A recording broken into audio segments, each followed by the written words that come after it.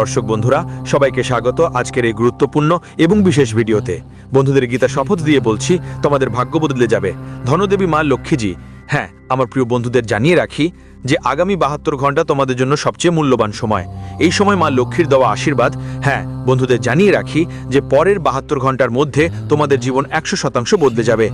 আমরা এই কথার 100% গ্যারান্টি দিচ্ছি, কিন্তু একটাই শর্ত, আজকের এই ভিডিওটাকে লাইক করে সত্যি মা লক্ষ্মীর কাছে মন দিয়ে দেখো শুরু থেকে শেষ পর্যন্ত। দেখবেন, ভিডিও শুরু করার আগে আমরা আপনাদের সবাইকে একটা গুরুত্বপূর্ণ কথা বলতে চাই যে আমরা আপনাদের জন্য ভালো তথ্য আনতে দিনরাত পরিশ্রম করি। অনেক খোঁজ খবর করে আমরা এমন তথ্য নিয়ে আসি যা আপনার জীবনের জন্য খুবই দরকারি। আর বন্ধুদের, এসবের জন্য আমরা আপনাদের কাছ থেকে কিছু চাই না, শুধু এটুকুই আশা করি আমাদের চ্যানেলটা সাবস্ক্রাইব করবেন আর আমাদের সঙ্গে থাকবেন। এতে আপনাকে একটা টাকা খরচ করতে হবে না, শুধু এটুকুই আমাদের কাছ থেকে বিনীত অনুরোধ। তো আমাদের অনুভূতিটা বুঝবেন অবশ্যই, আর আমাদের চ্যানেলটা সাবস্ক্রাইব করতেই হবে। হ্যাঁ বন্ধুরা, আজকের এই ভিডিওটা একদম মিস করবেন না, না হলে সারা জীবন গরিবই থেকে যাবেন। কারণ আজকের ভিডিওতে আমরা আপনার জীবনে ভুল ঘটনার ব্যাপারে কথা বলবো, যা আপনাকে ঠিকঠাক রাখতে সাহায্য করবে। হ্যাঁ বন্ধুরা, যদি আপনার বাড়িতে এই 5 জিনিস থাকে তাহলে এগুলোকে তাড়াতাড়ি ফেলে দিন আর বাড়ির বাইরে বের করে দিন। কারণ এই জিনিসগুলো থেকে এত নেতিবাচক শক্তি বের হয় যে আপনার প্রতিটি ভালো কাজের ফলও নষ্ট হয়ে যেতে পারে। কর্মের ফল মিষ্টি হয়। হ্যাঁ বন্ধু, জ্যোতিষশাস্ত্র আর বাস্তুশাস্ত্রে কিছু জিনিস বাড়িতে রাখাটা খুবই নিষিদ্ধ, তবুও আমরা জানি অজানায় ওই সব জিনিস বাড়িতে নিয়ে আসি আর রেখে দিই, আর তার ফলেই আমাদের কর্মের সঠিক ফলাফল পাই। আমাদের কাজেই সফলতা আসে না, আর আমরা ভাবতে থাকি কোথায় ভুল হয়েছে, কি কমতি থেকে যাচ্ছে, যে আমাদের জীবন উন্নতি পাচ্ছে না, ভালো সময় আসছে না। এত পরিশ্রম করার পরেও সফলতা মেলে না। আর আমি আপনাদের গ্যারান্টি দিয়ে বলি, শেষের 2 জিনিস নিয়ে তো আপনাদের কোনো সন্দেহ নেই। হ্যাঁ বন্ধুরা, আজ পর্যন্ত কেউ আপনাকে এভাবে বুঝিয়েছে না হয় বলেও নি যে এটা কতটা বিপজ্জনক। তাই ভিডিওটা চালিয়ে যান। আমাদের সঙ্গেই ভিডিওটা আপনার জন্য হীরের চেয়েও বেশি মূল্যবান, কারণ এটা আপনাকে এমন কিছু দেবে যা এখনও পুরো ইউটিউবে কোথাও পাওয়া যায়নি। কেউ আপনাকে এত উন্নত আর সঠিক জ্ঞান আজ পর্যন্ত দেয়নি। বন্ধুরা, এই ধরনের ভিডিও বানাতে অনেক পরিশ্রম লাগে, অনেক অধ্যয়ন করতে হয়, তারপরই আমরা আপনার জন্য একটা ভিডিও তৈরি করতে পারি। বদলে আমরা শুধু এটুকুই চাই যে আপনি ভিডিওটা পুরো দেখবেন, আর ভিডিওতে যা বলা হয়েছে তা মনোযোগ দিয়ে শুনবেন, ভালো করে বোঝার চেষ্টা করো। তবুও যদি কিছু বুঝতে না পারো তাহলে কমেন্ট করে জিজ্ঞেস করতে পারো। বন্ধু, অনেকেই ভিডিওটা অর্ধেক দেখে মাঝপথে ছেড়ে চলে যায়, তারপর বলে কিছুই বুঝে না। বুঝতে না পারলে বন্ধু, তোমার কাজ শুধু একটাই, ভিডিওটা পুরোটা দেখা। এই ভিডিওতে শুধু তোমাকে সেই জিনিসগুলোর কথা বলা হবে যা তোমাকে ঘর থেকে বাইরে ফেলে দিতে হবে, পাশাপাশি অন্য কিছু জিনিসের কথাও বলা হবে। এতে তোমার ঘরটা পজিটিভ এনার্জিতে ভরে যাবে। পজিটিভ এনার্জি যখন পরিপূর্ণ হয়ে যাবে, আপনার বাড়িতে যদি কোনো ভার পড়ে, যেই দৈবিক দয়া বা পুণ্যের ফল আপনি পাবেন, তার পুরো ফল আপনি পাবেন এবং আপনার সাফল্য নিশ্চিত। চলুন বন্ধুরা, বেশি সময় নষ্ট না করে ভিডিও শুরু করি। তবে তার আগে আপনাদের একটা বিনীত অনুরোধ, পুরো ভক্তি ভরে কমেন্টে জয় শ্রীরাম লিখবেন, কারণ যার সঙ্গে আছে প্রভু শ্রীরাম তার কেউ কিছু করতে পারে না। বন্ধুরা মনে রাখবেন, এই ব্রহ্মাণ্ডে ভগবান শ্রীরামের থেকে বড় কোনো শক্তি নেই। শক্তির বিশুদ্ধ রূপ নিজেই রামজি, আর রামেরই অধিপতি। স্বরূপ মন্ত্র হলো রাম। এই জন্যই তো প্রতিটি দেবতা দেবীর মধ্যে প্রথমেই রামের নাম বলা হয়। প্রভুর আশীর্বাদ পেতে আমাদের সব সময় প্রভুর সেবা করতে হবে। তো চলুন বন্ধুরা, ভিডিও শুরু করা যাক। আমরা জানি তোমরা ধীরে ধীরে তোমাদের জীবনে পরিবর্তন শুরু করে ফেলেছো। কেউ আমাদের ভিডিও দেখে, কেউ কোথাও থেকে জ্ঞান নিয়ে নিজের জীবনে সঠিক পরিবর্তন আনা শুরু করেছো, যা তোমার জন্য খুবই প্রয়োজন এবং তোমার জীবনের জন্য একেবারেই জরুরি। তোমাদের এই পরিবর্তনের ধারাকে আমরা এগিয়ে নিয়ে যাব। বন্ধুরা মনে রাখো, একেবারে হঠাৎ কোনো চমকপ্রদ ঘটনা ঘটে না। রাতারাতি কেউ কোটিপতি বা লক্ষপতি হয়ে ওঠে না। আর যদি কখনো এমন অর্থ সম্পদ পাওয়া যায়, তা অনেক সময় আবার তেমনই হারিয়ে যায়। এই কারণে অনেকে সামলাতে পারে না। তোমার জীবনে পরিবর্তন আনতে ধীরে ধীরে এক একটা করে পরিবর্তন আনতে হবে, তখন ধীরে ধীরে তোমার জীবন বদলে যাবে। এই ধারাবাহিকতায় আমরা তোমাদের বলবো এমন 5টি জিনিস যা তোমার বাড়ি থেকে তাড়াতাড়ি বের করে ফেলা উচিত। হ্যাঁ বন্ধুরা, সাথে সাথে আমরা তোমাদের জানাবো গ্রহ আপনার জীবনে সিদ্ধান্ত নেবার ক্ষেত্রে এইভাবে বিবেচনা করুন যাতে আপনার ক্ষতি কম হয় আর লাভ বেশি হয়। হ্যাঁ বন্ধু, এই সময়টা আপনার জীবনে এমনভাবে চলছে যে আপনি যতটা সৎসঙ্গ থাকবেন, ভালো মানুষ হবেন, অর্থাৎ ভালো কাজ করবেন, ততই আপনার উন্নতি হবে, আপনার কাজগুলোতে সাফল্য আসবে।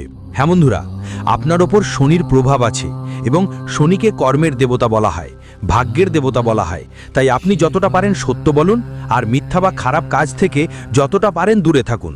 অল্প দূরত্ব বজায় রাখতে হবে। হ্যাঁ বন্ধুরা, এই সময় তোমাদের বিশেষ করে টাকার ব্যাপারে খুব সজাগ থাকা দরকার। আমরা জানি যে তোমরা টাকার জন্য দীর্ঘদিন ধরে সমস্যায় পড়েছো। তুমি কারো কাছে টাকা দিয়েছো কিন্তু এখনো ফেরত পাওনি, বরং এর বদলে তুমি শুধু কষ্টই পেয়েছো। হ্যাঁ বন্ধুরা, তুমি যাকে সাহায্য করতে চেয়েছিলে টাকা দিয়ে, তার কাছ থেকে তোমার শুধু অসৎ ব্যবহারই হয়েছে। ব্যবসাও তুমি যত টাকা লগ্নি করেছো তা প্রায় ডুবে গেছে। ব্যবসা ভালো যাচ্ছে না, অর্থাৎ টাকা পয়সার অবস্থা খারাপ। তুমি আগে থেকেই অনেক চিন্তিত। কিন্তু যদি তুমি তোমার অভ্যেসগুলো ঠিক না করো তাহলে ভবিষ্যতেও চিন্তিতই থাকবে। হ্যাঁ বন্ধুরা, তোমার সবচেয়ে খারাপ অভ্যেস হলো তুমি অনুভূতিতে ভাষা হয়ে মানুষদের টাকা পয়সা নিয়ে তৎক্ষণাৎ সাহায্য করো। হ্যাঁ বন্ধুরা, তোমার এই ব্যবহার অন্যরা মিসইউজ করে। তোমার শত্রুরা তোমার নিজের মধ্যেই লুকিয়ে আছে, এটা তোমার মনে রাখতেই হবে। বাইরে থেকে কেউ তোমাকে সামান্য ক্ষতি করতে পারবে না, কারণ তুমি মানসিক ও শারীরিকভাবে খুবই শক্তিশালী একজন মানুষ। কিন্তু তুমি নিজের কাছের মানুষদের সামনে সবসময় হার মানো। তুমি নিজের কাছের মানুষদের চিনতে পারো না এবং নিজের মধ্যেই আটকে থাকো। লুকানো শত্রুরাই তোমার উপর বিষ ছুঁড়ে ফেলে। আর ঝামেলাও ঠিক এমনই হয়, বুঝতে পারছো না, কিন্তু তোমারই ব্যবহার হয়, পরে সবাই তোমাকেই বোকা ভাবতে থাকে।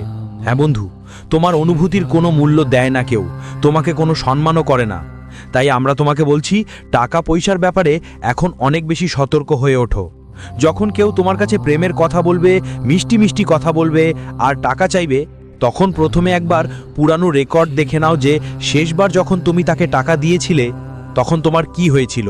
সময় মতো কি টাকা ফেরত পেয়েছিলে? নিশ্চয়ই না, কারণ তোমার সঙ্গে সবসময় এমন হয় যে একবার টাকা গেলে আর ফিরে আসে না। আর যদি ফিরে আসতো এখন পর্যন্ত তো ঝামেলা হতো। হ্যাঁ বন্ধু, তোমার সম্পর্কই খারাপ হয়ে যায়। তাই এমন টাকা দেওয়ার আগে অনেক সতর্ক হয়ে নাও। ওদিকে টাকা নাও না, দাও না।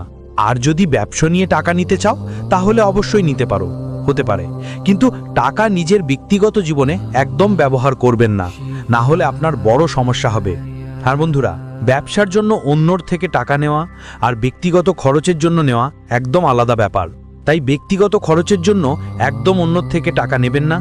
আপনি সেটা ফেরত দিতে পারবেন না এবং ফেরত দেওয়ার সময় অনেক ঝামেলা হবে। আর একটা সমস্যা আপনার অতিরিক্ত খরচ নিয়ে।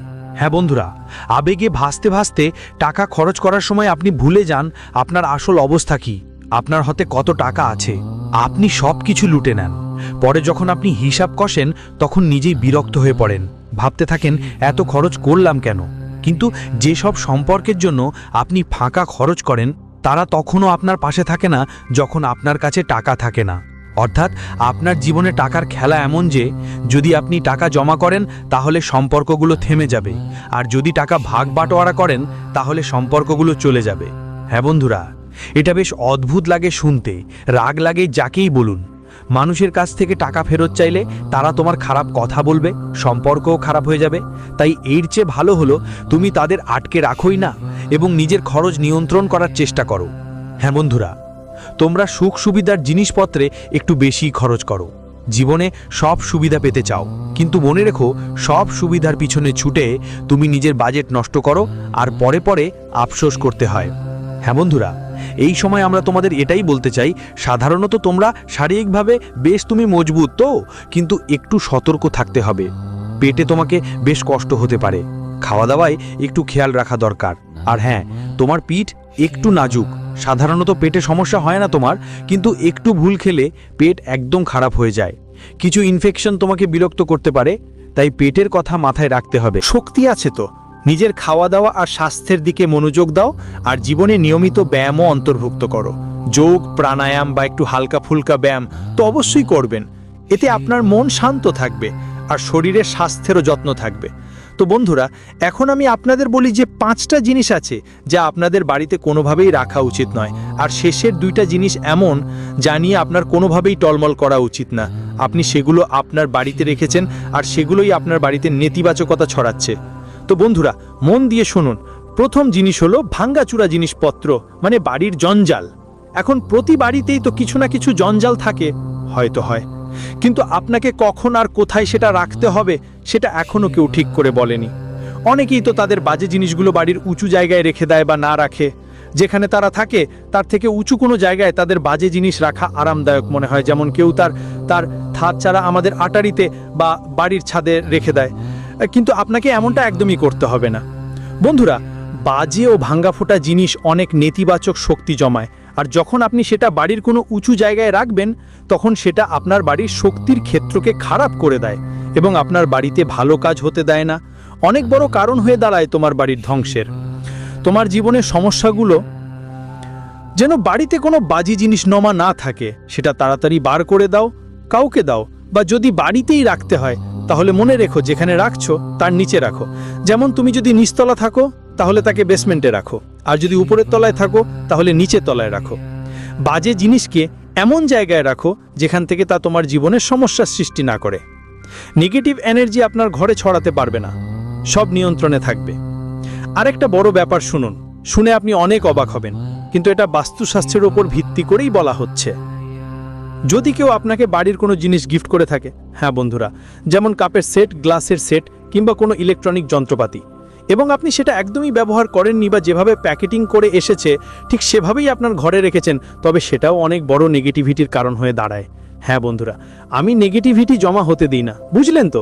হ্যাঁ বন্ধুরা, মনে রাখবেন যে যেটা আমরা কোনো কাজের জন্য তৈরি করি সেটাকে যখন কারো বাড়িতে নিয়ে যাই তখন সেটা সঙ্গে সঙ্গে ব্যবহার করা উচিত, না হলে সেটা নেগেটিভ এনার্জি জমা করতে শুরু করে। এরকম জিনিস মানুষ সহজে কারো সঙ্গে শেয়ার করে না। আর হ্যাঁ বন্ধুরা, এই সব ব্যাপারে অনেকেরই কোনো ধারণা থাকে না, কারণ অর্ধেক আধুরে জ্ঞান মানুষ দুদিক দুদিক ছড়িয়ে দেয়। শুনে শুনে কথাগুলো সবাই একে অপরকে বলে, যার ফলে অসম্পূর্ণ ফলাফল আসে এবং জীবনের সমস্যা দূর হয় না। তাই এখন তোমার কাজ হচ্ছে, তোমার বাড়িতে আমি তোকে গিফট করেছি যেই জিনিসগুলো আছে সেগুলো তুমি নষ্ট করে নাও, একটু একটু করে ব্যবহার করো, তারপর ওই জিনিসগুলো তোমার হয়ে যাবে। তারপর তুমি চাইলে আবার প্যাক করে রেখে দিতে পারো, তারপর কোনো সমস্যা নেই। কিন্তু প্রথমবার অবশ্যই ব্যবহার করো, কিছুদিন ব্যবহার করার পর প্যাক করে রাখার দরকার নেই। বা তুমি এভাবেও করতে পারো, যদি কেউ তোমাকে গিফট দেয় এবং তুমি সেটা তোমার বাড়িতে রাখতে না চাও, তাহলে সেটা অন্য কাউকে গিফট করে দিতে পারো। এতে তোমার বাড়ির নেতিবাচক শক্তিও কমে যাবে, আপনার বাড়ির এনার্জি ক্লিয়ার হয়ে যাবে।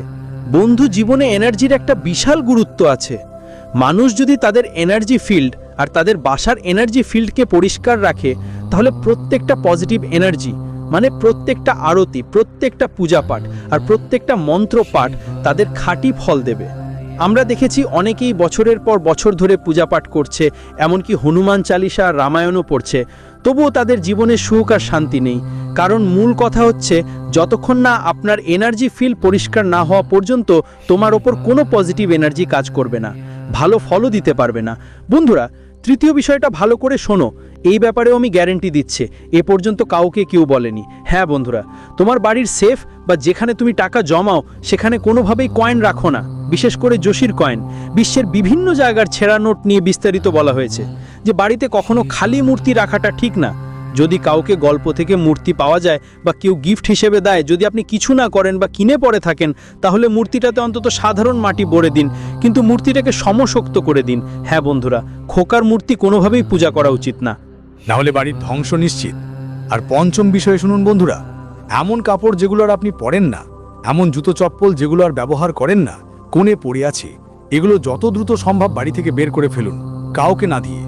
আপনি দিদি শক্তি হলেও এগুলোকে দান বলবেন না, এটা গিফট নয়, নামেই যেন না নেওয়া হয়, মানে উপহার নয়, দানও নয়। শুধু চুপচাপ কাউকে কিছু দিন, ভুলেও মনে হবে না যে আপনি দান করছেন, নাহলে অনেক বড় দোষ পড়বে। কারণ আমরা আমাদের সন্তান কাউকে দান করতে পারি না, যা ঠান্ডা দেওয়া যায় না তার ব্যাপারে আপনাকে বিশেষ খেয়াল রাখতে হবে। তাই ভালো হবে এসব জিনিস কোনো কচরা ডেবিতে ফেলে আসা বা দূরের কোনো জায়গায় ফেলে আসা। আর যদি কারো সাহায্য করতেই হয়, চুপচাপ করে দিন, কিন্তু মনে দানের ভাবনা যেন একদম না আসে। তো বন্ধুদের, এবার আমরা আপনাকে বলবো কোনটি তিনটা জিনিস যা আপনার বাড়িতে রাখা উচিত, যাতে আপনার বাড়িতে কখনো লক্ষ্মীর অভাব না হয়, টাকা পয়সার কোনো সমস্যা কখনো না হয়। তাই ভালো করে শুনুন। এই জিনিসগুলোর মধ্যে প্রথমটি হলো একটা কচ্ছপ, মানে ধাতুর তৈরি, সেটা হতে পারে পিতলের, সোনার বা তামার। কোনো ধাতুর তৈরি একটা কচ্ছপ নিয়ে খুশি কাচের পাত্রে একটু পানি ভরে উত্তর পূর্ব দিকে রাখুন। হ্যাঁ বন্ধুরা, কচ্ছপের বাস্তুশাস্ত্রে খুবই গুরুত্ব আছে।